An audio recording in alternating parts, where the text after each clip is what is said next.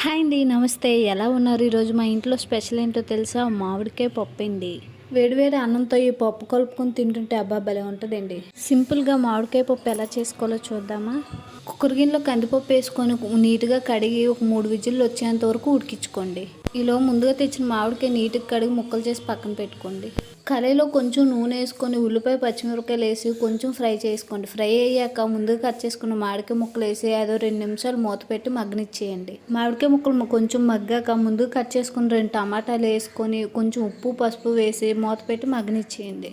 టమాటాలు మెత్తగా మగ్గాక 1/2 table spoon కారం వేసి కొంచెం ఫ్రై చేయండి. ఫ్రై అయ్యాక ముందుగా ఉడకబెట్టిన పప్పు అయితే వేసుకోండి. ఈలో పప్పు అయితే 2 నిమిషాలు మూత పెట్టి ఉడికించుకోండి. పోపు కోసం పోపు గిన్నెలో 2 చెంచాలు ఆయిల్, పోపు దినుసులు, ఎండుమిరపకాయలు, కరివేపాకు కొంచెం ఫ్రై అయ్యాక మరుగుతున్న పప్పులో పోపు వేసుకొని మూత పెట్టుకోండి. స్టవ్ ఆఫ్ చేసుకొని పప్పు మీద మూత 2 నిమిషాలు అలాగే